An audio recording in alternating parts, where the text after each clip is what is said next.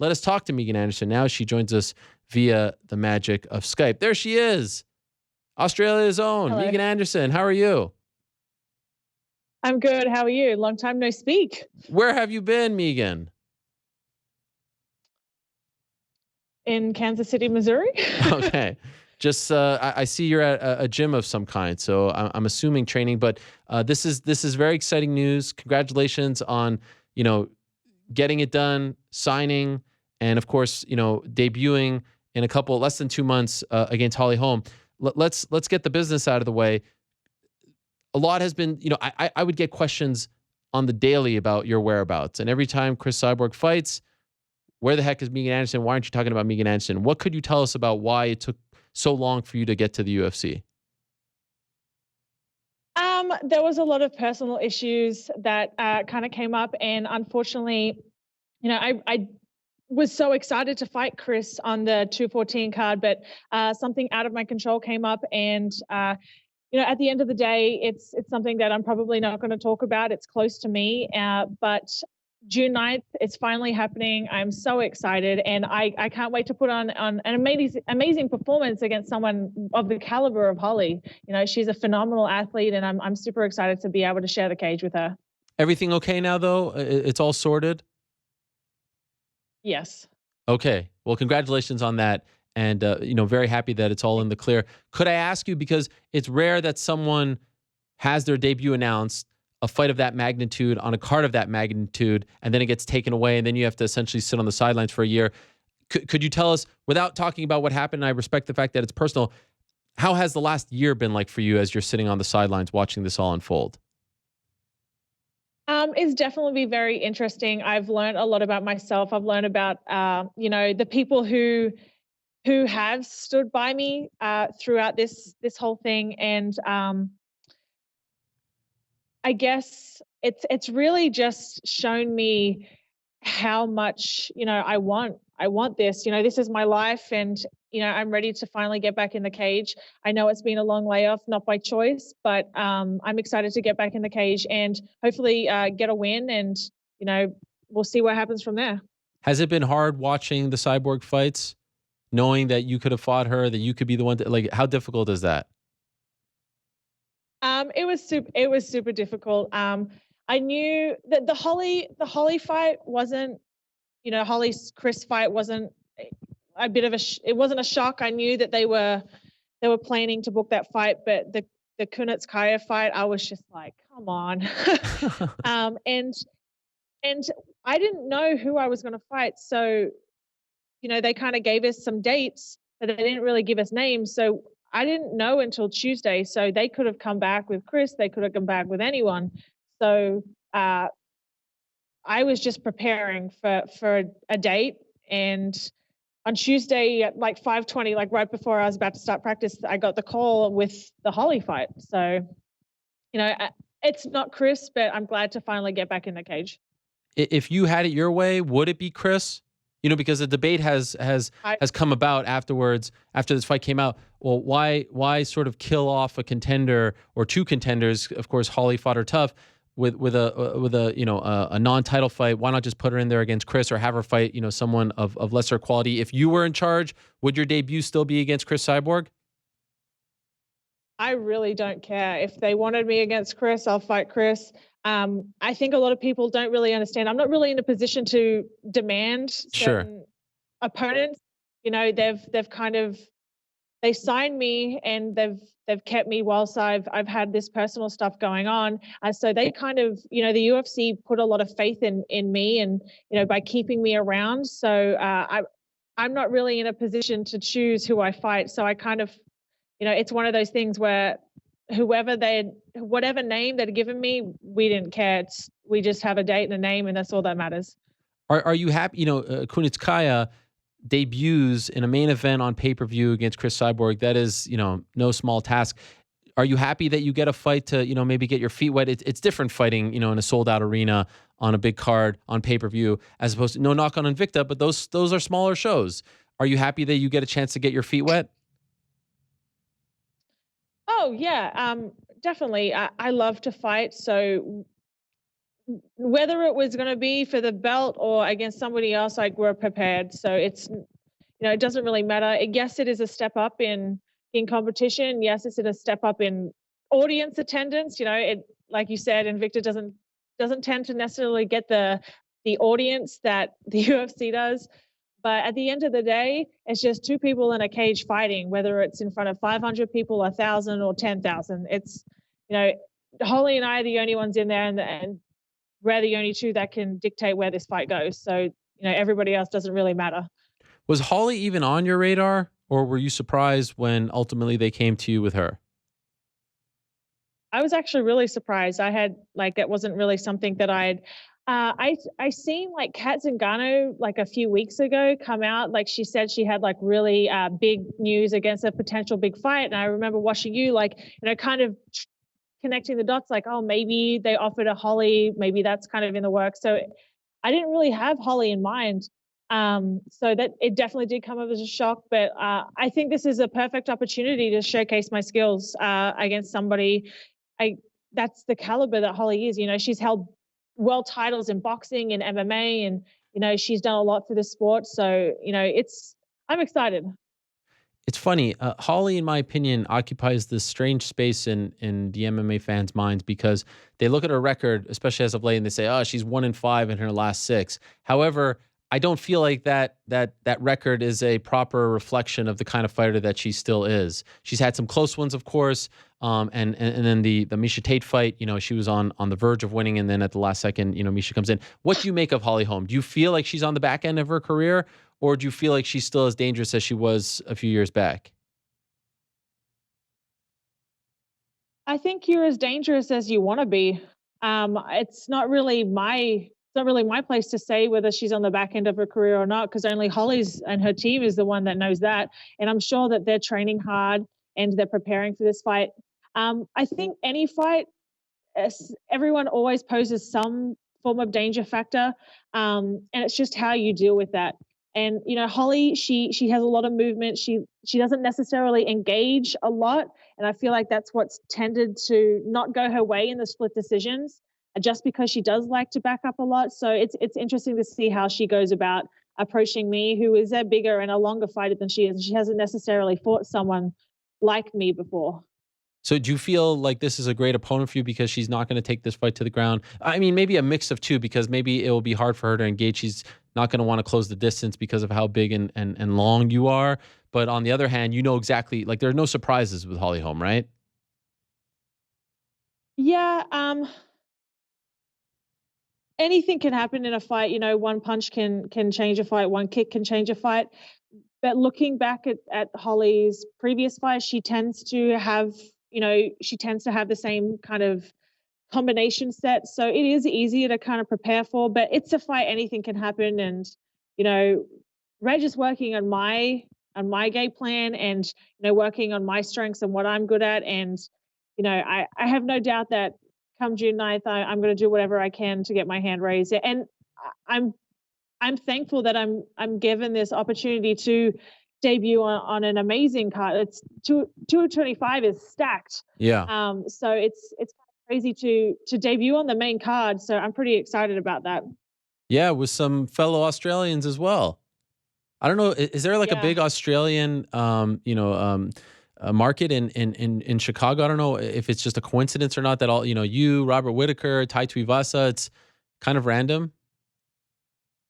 Well, I don't think there is an Australian contingent in Chicago. I wouldn't know, but it's very rare to get like two Australians on a card here in the States, let alone three. So it's kind of like an Australian invasion. So I'm really excited. I'm a huge fan of both of those guys. So I'm excited to be able to watch them as well. Do you recall watching Holly Holm versus Ronda Rousey? And if so, what were you thinking? Do you remember what you were thinking as you were watching that? So I was at a watch party here in Kansas City with James Krause, my coach, and Demetrius Johnson. I Wow. remember like it was crazy. We were all like literally sitting on, like I was standing on a chair or like part of a chair. Like everyone was going crazy. So I remember that fight. That was like 2 years ago, I think, or just a little over 2 years ago. And I remember watching that fight.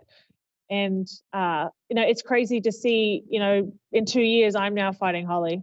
Yeah. Is it a little surreal to see yourself next to her? I mean, that wasn't that long ago, even though it feels like it was a decade ago because so much has happened to both Holly and Rhonda since. But it's not that long ago, 2.5 years ago.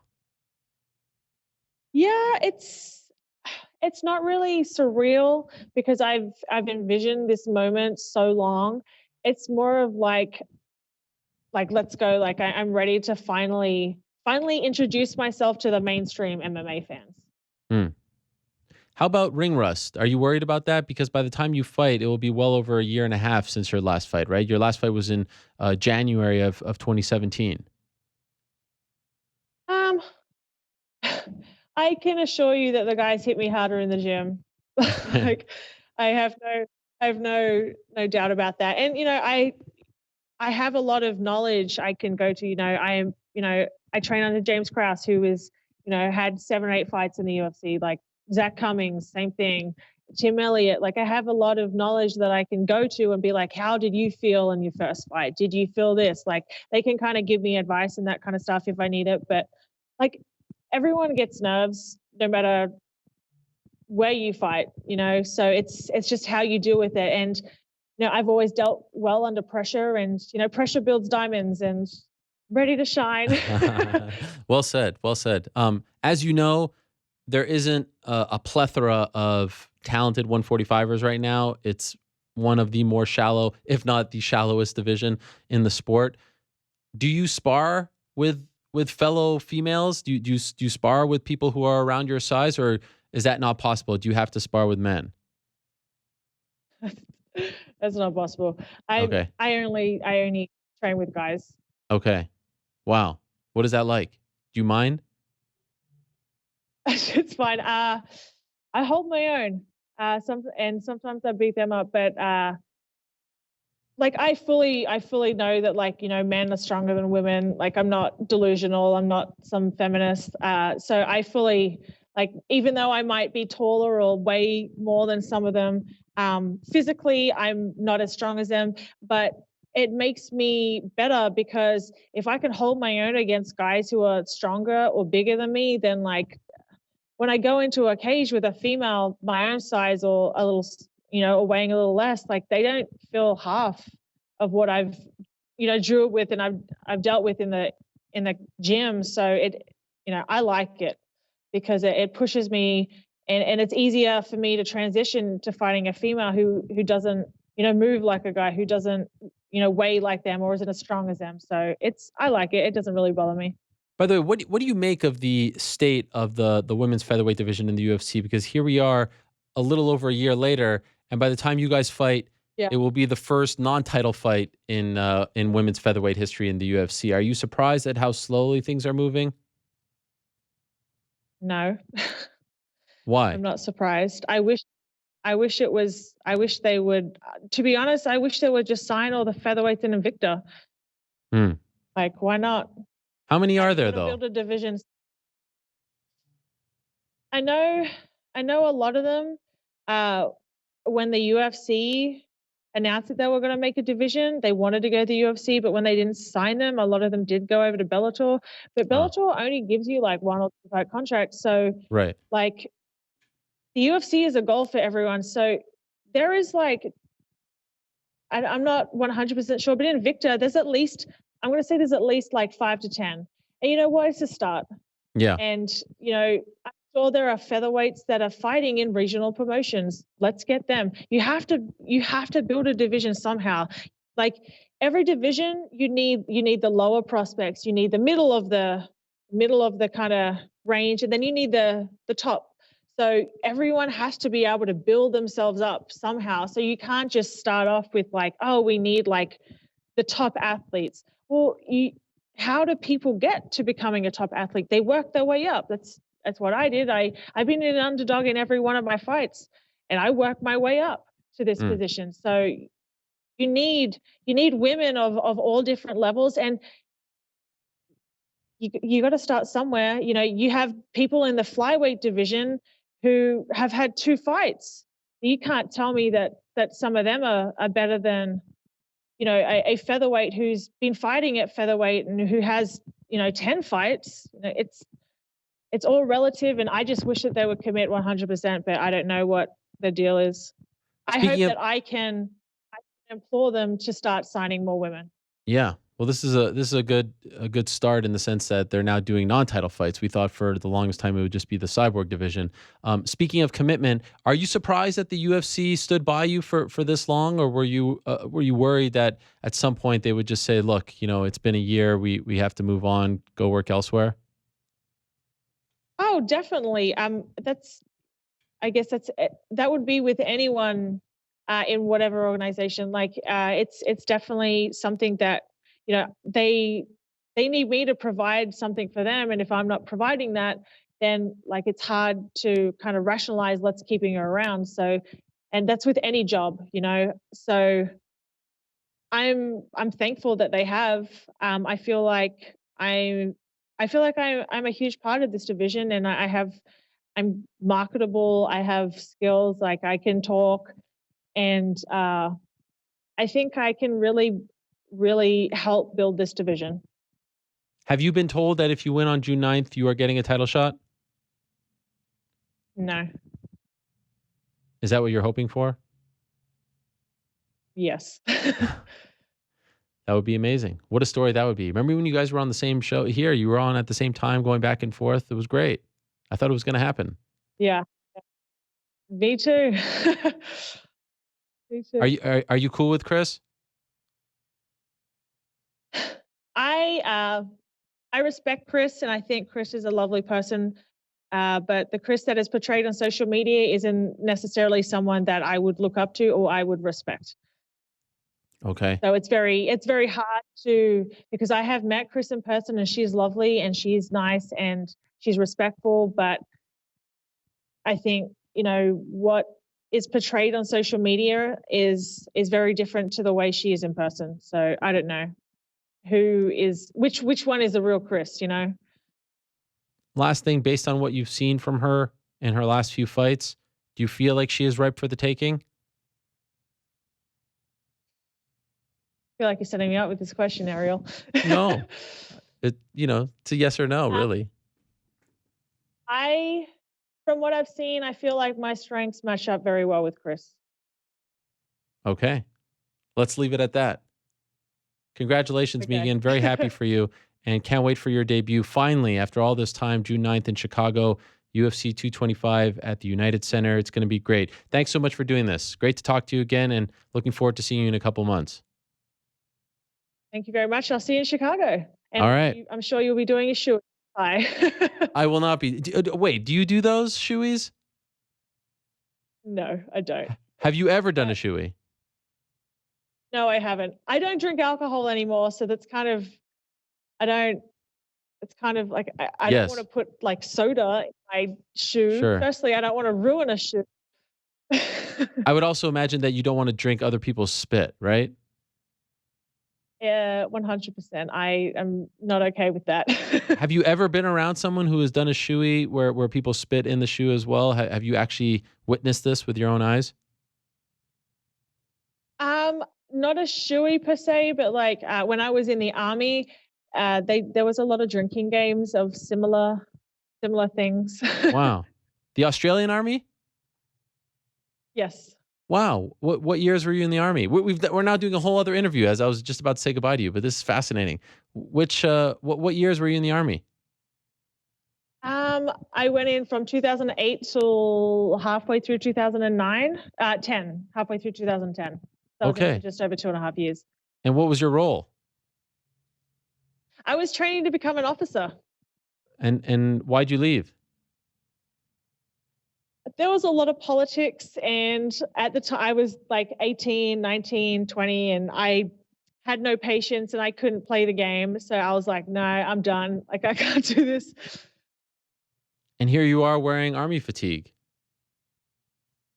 I know. Apparently it's the trend. Okay. Camo is the trend Were at you the moment. But were you stationed anywhere or were you in Australia? no, I was just in Australia, based in the capital, so Australian Capital Territory. So that's where we do most of our officer training. So I was there, and I was studying a university degree at the same time. Okay. Okay, now, honest, last question: have you gotten how many more new tattoos have you gotten since in the process of all this? In the UFC, out of the UFC, because I feel like you have more now.